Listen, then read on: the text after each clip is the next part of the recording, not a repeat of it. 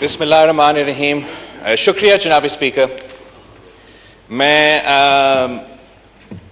اپنا تقریر کا ابتدا میں فائنانس منسٹر صاحب اسحاق ڈار صاحب کا شکریہ ادا کرنا چاہتا ہوں کہ میرا خیال ایک دو دن پہلے یسٹرڈے ڈار صاحب نے جو فلڈ ریکنسٹرکشن کے منصوبے ہیں ان کے بارے میں یہاں تقریر کی اور یقین دلائی کہ وہ جو منصوبے ہیں وہ ہمارا بجٹ کے حصے ہوں گے. اور یہ ہم نہ صرف ڈار صاحب کا شکر گزار ہیں مگر وزیر اعظم شہباز شریف صاحب کا شکر گزار ہیں. اس لیے یہ وزیر اعظم شہباز شریف صاحب کے اپنے ہی وعدے تھے جو ہمیں انشاءاللہ تعالی پورا ہوتے ہوئے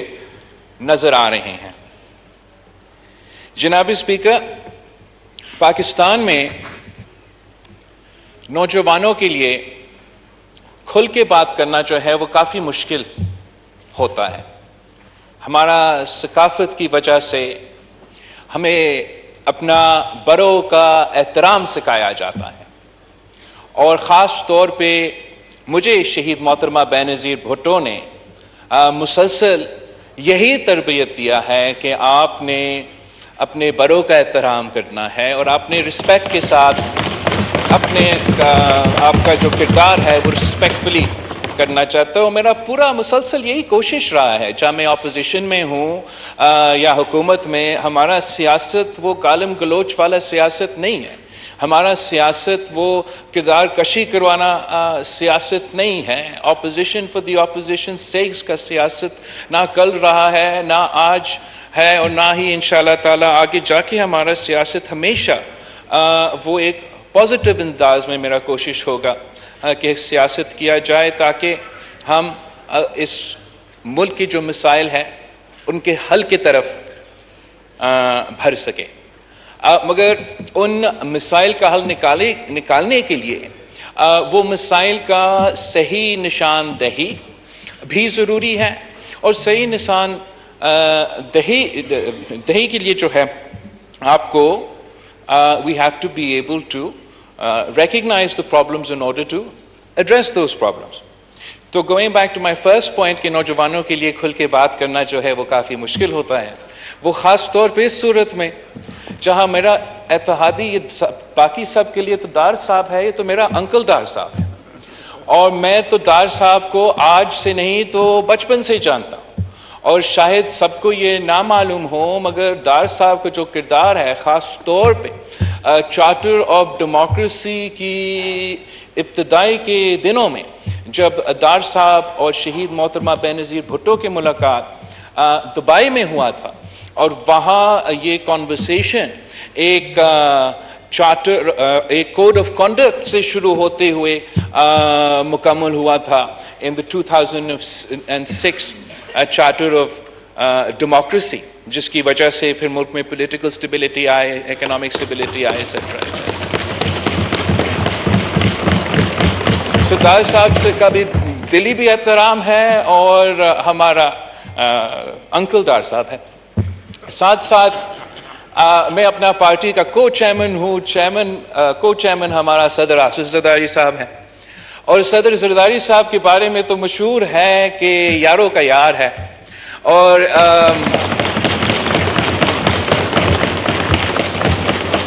وقت کا جو ہمارا سیاسی یار ہے وہ تو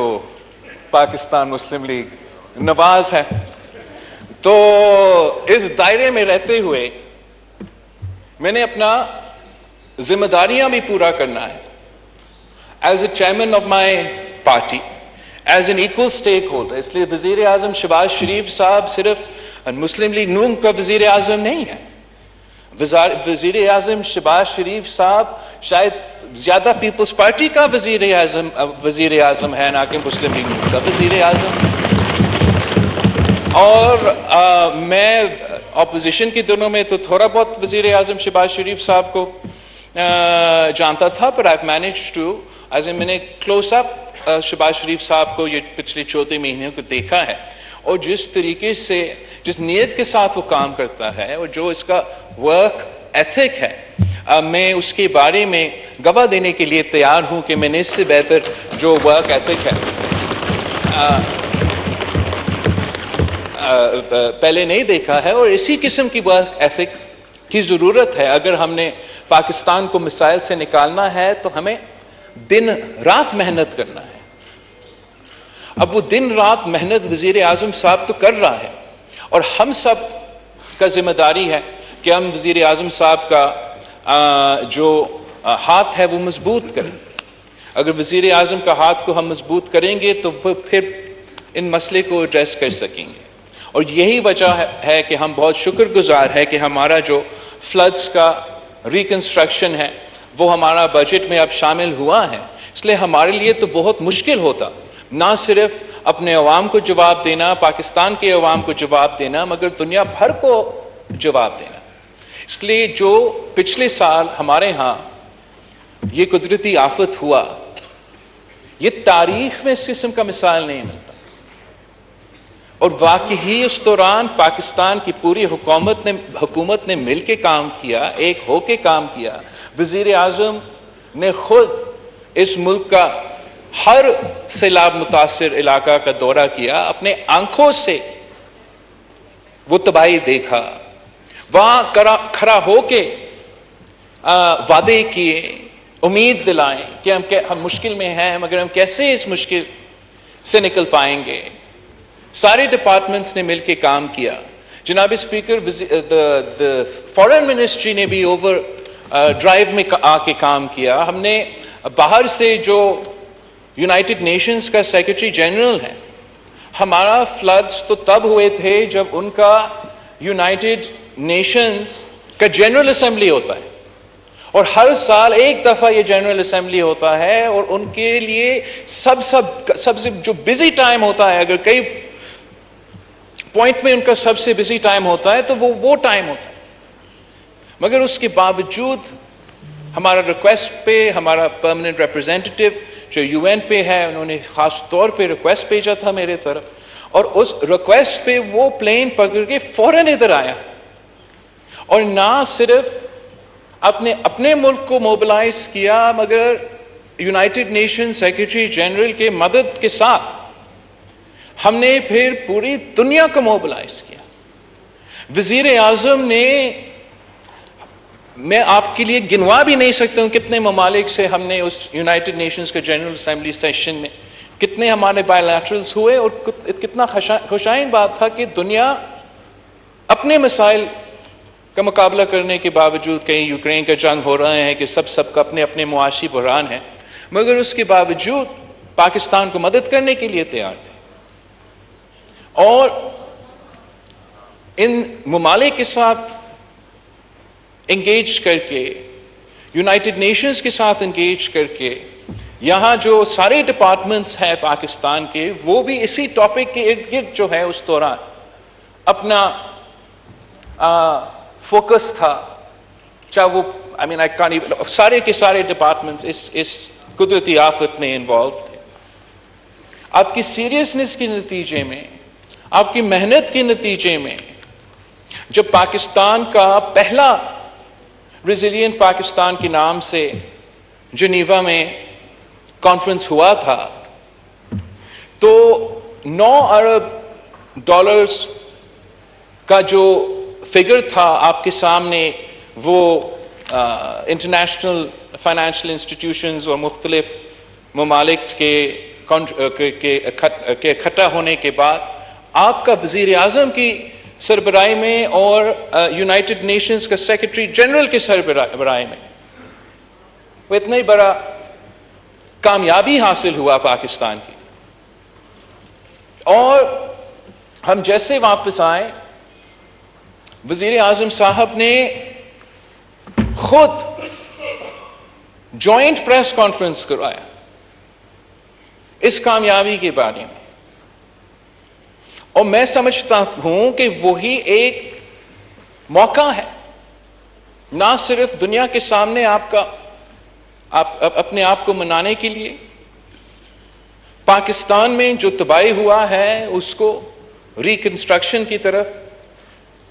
لے کے جانے کے لیے، ریلیف دلوانے کے لیے، اور جو آگے جا کے ہم نے اپنے آپ کو تیار کرنا ہے، نہ صرف ان علاقوں کو جو سیلاب متاثر تھے، مگر جو موسمی تبدیلی کی وجہ سے تو پورا ملک متاثر ہونے والا ہے، اور اس کا مقابلہ کرنے کے لیے ہمیں اپنا ایڈیپٹیشن تو شروع کرنا چاہیے، چاہے وہ ہمارا سیلاب متاثر علاقے کی ریکنسٹرکشن ہو، یا ہمارا پورا ملک میں کلائمیٹ ایڈیپٹیشن کروانے کے لیے جو انفراسٹرکچر میں تبدیلی لے کر آنا پڑے گا،